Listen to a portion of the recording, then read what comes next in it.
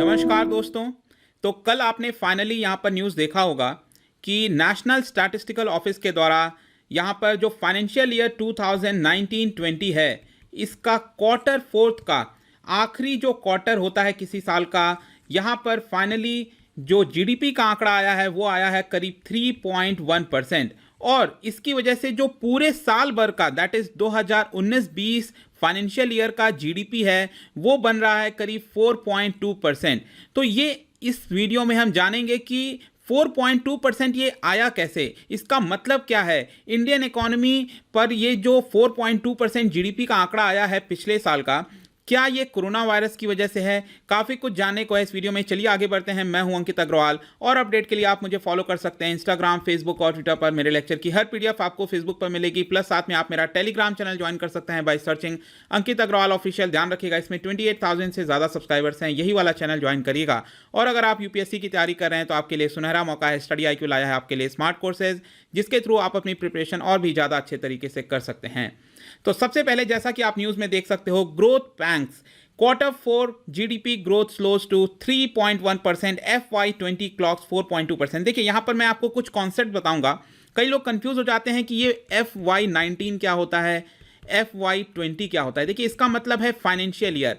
जब मैं आपसे कहता हूं FY19, इसका मतलब होता है 2018-19 का वित्तीय वर्ष, दैट इज फाइनेंशियल ईयर। जब मैं आपसे कहता हूं फाइनेंशियल ईयर 2020, इसका मतलब होता है फाइनेंशियल ईयर 2019-20 का, जो हमारा अभी जस्ट फाइनेंशियल ईयर गुजरा है 31 मार्च को। तो यहां पर फाइनली जो FY20 है, ये जो फाइनेंशियल ईयर गुजरा है, इसका जीडीपी का आंकड़ा कितना है, 4.2%। इसका मतलब क्या हुआ, देखिए जीडीपी क्या होता है। जीडीपी का मतलब होता है कि एक साल के अंदर हमारे देश में कितने वैल्यू के गुड्स एंड सर्विसेज प्रोड्यूस हुए। फॉर एग्जांपल मैं कहता हूं कि 2018-19 में, दैट इज फाइनेंशियल ईयर 2019 में, हमने जो है करीब 100 रुपीज के गुड्स एंड सर्विसेज प्रोड्यूस किए थे। मैं जस्ट आपको एग्जांपल बता रहा हूं, वैसे तो ये लाखों करोड़ों में है, लेकिन आप सोच के देखिए कि 2018-19 के वित्तीय वर्ष में हमने सिर्फ 100 रुपए के गुड्स एंड सर्विसेज प्रोड्यूस किए थे। अब यहां पर मैं कहता हूं कि FY20 में ये 4.2% से बढ़ा। इसका मतलब क्या हुआ कि पिछले साल के मुकाबले हमने इस साल यहां पर कितना और प्रोड्यूस किया, तो 4.2% और ग्रोथ आई। इसका मतलब हुआ कि हमने फाइनेंशियल ईयर 2020 में करीब 104.2 रुपए के गुड्स को यहां पर प्रोड्यूस किया, 104.2 रुपीस के गुड्स को प्रोड्यूस किया है। वैसे ही हम एक बार ये जो कॉन्सेप्ट है क्वार्टर का, इसको भी आप समझ लीजिए अच्छे से। क्वार्टर मतलब होता है कि यहां पर एक साल के अंदर टोटल 4 क्वार्टर आपको देखने को मिलेंगे। जैसे कि यहां पर सबसे पहला क्वार्टर स्टार्ट होता है अप्रैल से लेकर जून तक, अप्रैल से लेकर जून तक। दूसरा क्वार्टर स्टार्ट होता है जुलाई से लेकर सितंबर तक। तीसरा क्वार्टर स्टार्ट होता है अक्टूबर से लेकर दिसंबर तक। और जो आखिरी क्वार्टर होता है ये होता है आपका जनवरी से लेकर मार्च तक। तो टोटल मिलाकर ये आपको 4 क्वार्टर्स एक साल के अंदर देखने को मिलता है। तो यहां पर जब मैं आपसे कहता हूं कि Q4 का जीडीपी का जो आंकड़ा है वो 3.1% है, इसका मतलब क्या है, ध्यान से सुनिएगा। इसका मतलब यह हुआ कि ये जो Q4 गया है हमारा जनवरी से लेकर मार्च तक, 2019-20 का ये जो क्वार्टर है Q4, यहां पर हमने 3.1% की ग्रोथ पाई है। और इसको कंपेयर किससे किया जा रहा है, कंपेयर किया जा रहा है जो जनवरी से लेकर मार्च का ये जो Q4 था फाइनेंशियल ईयर 2018-19 का, मतलब पिछले साल का जो Q4 था उसके मुकाबले इस साल का जो Q4 है उसमें हमने 3.1% की ज्यादा ग्रोथ पाई है। यह बेसिक मतलब होता है क्वार्टर का। यहां पर फर्दर मैं आपको बता दूं, देख सकते हैं आप कि 2016 से इस समय जीडीपी हमारी लगातार नीचे आती जा रही है। 2016 में 8% से ग्रो हुआ था, फिर 8.3%, 7%, 6.1% और फाइनली यहां पर 2019-20 में हम 4.2% पर आए हैं। यहां पर मैं क्वार्टर वाइज भी आपको बताता हूं। जैसा कि मैं आपसे कह रहा था कि 2019-20 का, सॉरी मतलब ये 2018-19 का ये जो क्वार्टर था यहां पर 5.7% से हमने ग्रो किया, लेकिन यहां पर एक साल बाद ये जो Q4 है 2019-20 का, यहां पर हमने 3.1% से ग्रो किया। अगर आप क्वार्टर वाइज भी देखेंगे तो लगातार हमारी जीडीपी जो है वो नीचे आती जा रही है। और फाइनली जो पूरे साल का यहां पर जीडीपी है 2019-20 का, जिसको आप फाइनेंशियल ईयर 2020 भी कह सकते हैं, तो यहां पर जो पूरे साल का जीडीपी निकल कर आया है ये 4.2% है। और ये मैं बता दूं अभी तक का पिछले 11 साल में सबसे लोएस्ट जीडीपी है। एक और इंटरेस्टिंग चीज मैं आपको बताता हूं, आपको याद होगा ग्लोबल फाइनेंशियल क्राइसिस आया था पूरे विश्व भर में 2009 में, तो ये जो आंकड़ा है 4.2% का, ये हमने उसको भी पार कर दिया है। मतलब कि उस समय भी इतनी बड़ी गिरावट नहीं आई थी। तो आप देख सकते हैं कि एक साल में 4.2% की गिरावट है, पिछले 11 साल के लोएस्ट आंकड़े पर है। ध्यान रखिएगा, ये रिलीज किया जाता है डेटा नेशनल स्टैटिस्टिकल ऑफिस के द्वारा। यहां पर एक और इंपॉर्टेंट चीज मैं आपको बताऊं कि जो Q4 का ये आंकड़ा है, मैंने आपसे बताया 3.1%, ऑल्दो आपको ये काफी कम लग रहा होगा, लेकिन दूसरी तरफ यहां पर जो एक्सपर्ट थे, जो मार्केट में प्रिडिक्शन था, वो ये आ रहा था कि करीब ये 2.2% के हिसाब से ग्रो कर सकता है, लेकिन थोड़ा सा यहां पर इजाफा आपको ज्यादा देखने को मिल रहा है 3.1% के हिसाब से। नेक्स्ट यहां पर मैं दोस्तों आपको बताता हूं नॉमिनल जीडीपी और रियल जीडीपी ग्रोथ के बारे में। देखिए, नॉमिनल जीडीपी क्या होता है, रियल जीडीपी क्या होता है। रियल जीडीपी जो मैंने अभी आपको आंकड़ा बताया कि 2019-20 में यहां पर हमारी जीडीपी ग्रोथ रेट रही है कितनी, 4.2%। तो ये 4.2% किसका आंकड़ा है, ये नॉमिनल जीडीपी नहीं है, ये है आपका रियल जीडीपी का आंकड़ा, ठीक है। अब यहां पर अगर आप इसमें इन्फ्लेशन ऐड कर देते हो, हमारे देश में आपको पता है कि प्राइसेस बढ़ते रहते हैं गुड्स एंड सर्विसेज के, तो यहां पर जब आप इन्फ्लेशन को ऐड कर दोगे तो ये आपका नॉमिनल जीडीपी निकल के आएगा। तो वैसे ही आप देख सकते हैं लास्ट में यहां पर जो Q4 का जीडीपी ग्रोथ मैंने आपको कितना बताया था, 3.1%। वैसे ही जो आपका नॉमिनल जीडीपी का ग्रोथ रेट है, ये आपका निकल कर आया है 7.5%। तो ये तो मैंने आपको Q4 का बताया, लेकिन पूरे साल भर का कितना रहा है, पूरे साल भर का जो जीडीपी का आंकड़ा है 2019-20 का, मैंने आपको बताया 4.2%। ये है आपका रियल जीडीपी। नॉमिनल जीडीपी आया है आपका आंकड़ा, ये है 7.2%। मतलब कि 4.2% में यहां पर इन्फ्लेशन ऐड हो गया और एक तरह से 7.2% आपका नॉमिनल जीडीपी का आंकड़ा है। अब इसको अगर आप एब्सोल्यूट टर्म्स में काउंट करोगे, मैंने आपको क्या बोला था, जीडीपी का मतलब क्या होता है कि एक साल के अंदर हमारे देश में कितने वैल्यू के गुड्स एंड सर्विसेज प्रोड्यूस हुए।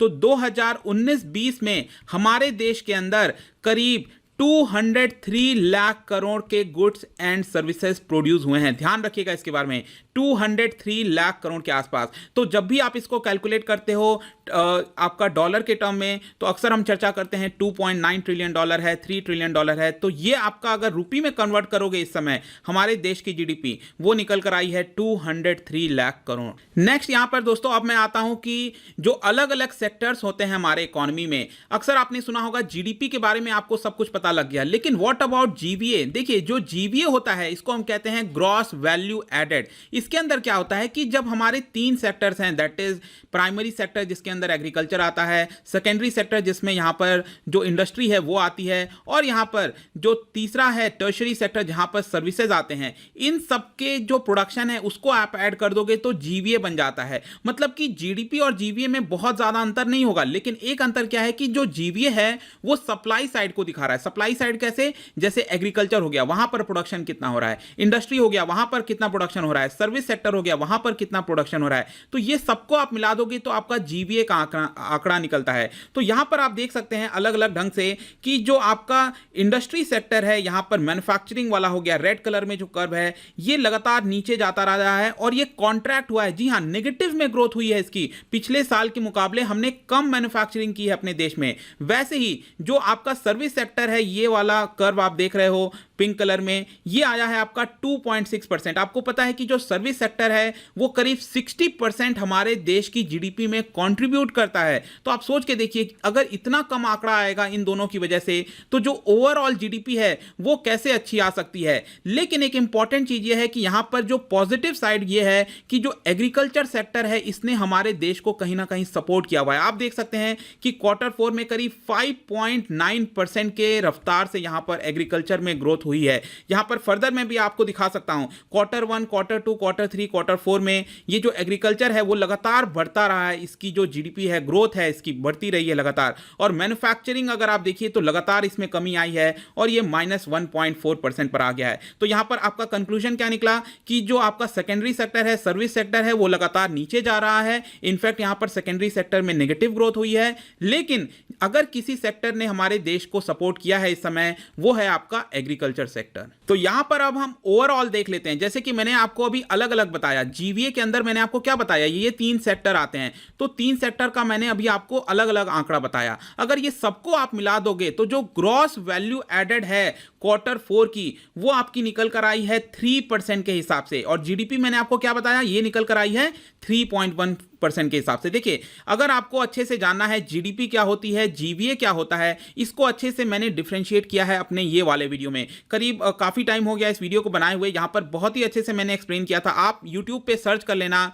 Y GDP at 5% study IQ, आपको ये वीडियो थंबनेल दिख जाएगा, आप उसको देख सकते हैं। नेक्स्ट यहां पर ये जो आंकड़ा दोस्तों आया है, इसमें एक बहुत बड़ी दिक्कत है। आपको पता है पिछले कई समय से यहां पर जो नंबर्स दिए जा रहे हैं यहां पर गवर्नमेंट के द्वारा, उस पर बहुत सारे प्रश्न खड़े हो रहे हैं। यहां पर आप देख सकते हो किस तरह से जो आंकड़ा है अलग अलग क्वार्टर्स का लगातार सरकार के द्वारा चेंज किया गया है। सबसे पहले सरकार ने बोला कि जो Q1 था, यहां पर हमारे जो जीडीपी ग्रोथ की रफ्तार हुई है वो 5% से हुई थी। फिर सरकार ने इसको बढ़ा दिया 5.6%, और फिर यहां पर इसको इस बार जो लेटेस्ट आंकड़ा है उसको Q1 का आंकड़ा घटा दिया है 5.2%। Q2 का भी आप इसी तरह से देख सकते हैं कि पहले उसको बढ़ाया गया, फिर अब यहां पर वापस से कम किया गया है। वैसे ही Q3 का आंकड़ा पहले सरकार ने बोला था 4.7% से बढ़ा है, अब उसको जो लेटेस्ट आंकड़ा है इसको घटाकर 4.11% कर दिया है, और जो लेटेस्ट आंकड़ा है मैंने आपको ऑलरेडी बता दिया 3.1%। तो यहां पर इस तरह से इतना ज्यादा डिफरेंस नहीं आना चाहिए। देखिए, डिफरेंस आता है जैसे जैसे डेटा कलेक्ट होते हैं सरकार के द्वारा, इसमें चेंजेस लाए जाते हैं, लेकिन इतना ज्यादा जंप होना आंकड़ों में, ये कहीं ना कहीं जो डेटा की विश्वसनीयता है उस पर कई सारे प्रश्न खड़ा होता है। तो यहां पर सरकार को एक तो ध्यान देना चाहिए। नेक्स्ट यहां पर अब मैं बात करता हूं फिस्कल डेफिसिट की। देखिए, अब आप समझिए, इसको लिंक करने की कोशिश करिए। जो जीडीपी का आंकड़ा आया है उसको फिस्कल डेफिसिट से देखिए। देखिए, जब हमारे देश में जीडीपी नहीं बढ़ेगी, इसका मतलब प्रोडक्शन उतना तेजी से नहीं बढ़ेगा, कम होगा, तो इससे क्या फर्क आएगा, ये डायरेक्ट फर्क आएगा सरकार के रेवेन्यू के ऊपर। मतलब कि जब जीडीपी बढ़ेगी, मैन्युफैक्चरिंग होगी, तभी तो सरकार टैक्स कलेक्ट करेगी। जब मैन्युफैक्चरिंग ही नहीं होगा तो सरकार टैक्स कहां से कलेक्ट करेगी। तो यहां पर क्या था कि सरकार ने अनुमान लगाया था कि उसका फिस्कल डेफिसिट 7.67 लाख करोड़ होने वाला है। मतलब कि सरकार जितना यहां पर खर्चा करती है और सरकार का जितना इनकम है, उसका बीच का जो डिफरेंस है जिसको हम फिस्कल डेफिसिट कहते हैं, तो यहां पर सरकार को यह बोरो करना पड़ता है। तो 7.67 लाख करोड़ सरकार ने ऐसा सोचा था कि फाइनेंशियल ईयर 2018-19 में यहां पर 7.67 लाख करोड़ हुआ था। लेकिन आप सोच के देखिए 2019-20 में, क्योंकि यहां पर सरकार के पास रेवेन्यू नहीं आया है, तो जो फिस्कल डेफिसिट है देखिए कितने तेजी से बढ़ा है। 7.67% से बढ़कर ये करीब 9.36 लाख करोड़, मतलब सरकार इतना बोरो करने वाली है। सरकार ने ऐसा नहीं सोचा था, और इसी की वजह से यहां पर जो सरकार ने परसेंटेज में फिस्कल डेफिसिट बोला था कि 3.8% होगा, वो बढ़कर अब 4.6% हुआ है। तो क्यों हुआ ऐसा? क्योंकि सरकार के पास रेवेन्यू नहीं आया। रेवेन्यू क्यों नहीं आया? क्योंकि जीडीपी नीचे गई है। क्या यह सिर्फ हमारे देश के साथ हो रहा है? बिल्कुल नहीं। यहां पर इंटरनेशनल देश में भी देखेंगे किसी भी देश के साथ, तो यहां पर जो Q4 का जीडीपी रहा है, Q4 का जीडीपी हमारे देश में 3.1% रहा है। बाकी देश में आप देख सकते हैं जापान का -2%। इसके ऊपर मैंने अलग से वीडियो भी बनाया था कि जापान रिसेशन में गया है। यहां पर यूरोपियन यूनियन का आप आंकड़ा देख सकते हैं, चाइना का देख सकते हैं, जो जनवरी से लेकर मार्च का यहां पर आंकड़ा रहा है वो -6.8% का रहा है। तो बाहर के देशों में भी दिक्कत है, लेकिन कंक्लूजन में हम क्या बोल सकते हैं? देखिए, कंक्लूजन आपको इस तरह समझना होगा कि जो लॉकडाउन हुआ था यहां पर, तो वो तो Q4 में हुआ था आपका, और Q4 में भी अगर आप देखेंगे तो मार्च 15 के बाद से ज्यादातर लॉकडाउन, इस तरह की चीजें हमें देखने को मिली थी। तो यहां पर हम ये नहीं कह सकते कि कोरोना वायरस की वजह से, इन सब की चीजों की वजह से हमारे देश की जीडीपी कम हुई है। कम तो हुई है, थोड़ा बहुत फर्क आया होगा, लेकिन एक बात हमें मानना होगा कि जैसा हम प्रिडिक्शन कर रहे थे पहले कि हमारे देश की जीडीपी बढ़ेगी, लेकिन वैसा नहीं हुआ है, वो लगातार गिरते जा रही है, जिसको मैंने ऑलरेडी इस पूरे वीडियो में आपके साथ एक्सप्लेन किया है। तो आई होप दोस्तों, ये जो पूरा पिक्चर था जीडीपी ग्रोथ का 4.2% जो आया है, यहां पर क्लियर कट आपको सभी कुछ समझ में आ गया होगा। इसके ऊपर आगे भी मैं कुछ एनालिसिस लाता रहूंगा आपके लिए। आई होप कि आपको ये वीडियो पसंद आया हो। अगर आप मेरा 1000 MCQ इकोनॉमी कोर्स ज्वाइन करना चाहते हैं तो आप स्टडी IQ ऐप पर जाकर इसे ज्वाइन कर सकते हैं। अगर आप मुझसे इकोनॉमी पढ़ना चाहते हैं बेसिक से, यहाँ पर MCQ के माध्यम से काफ़ी इंटरेस्टिंग ये पूरा सीरीज होने वाला है। 1 जून से ये जल्द ही लॉन्च हो जाएगा, 1-2 दिन में। यहाँ पर मेरा already daily UPSC MCQ course launch हो चुका है। किसी भी इंक्वायरी के लिए आप मुझसे डायरेक्टली इंस्टाग्राम पर जुड़िए। यहाँ पर भी मैं डेली एक MCQ डालता हूँ, यहाँ पर आप स्टोरीज में जाकर प्ले कर सकते हैं। मिलता हूँ आपसे next time. Till then, thank you very much, see you.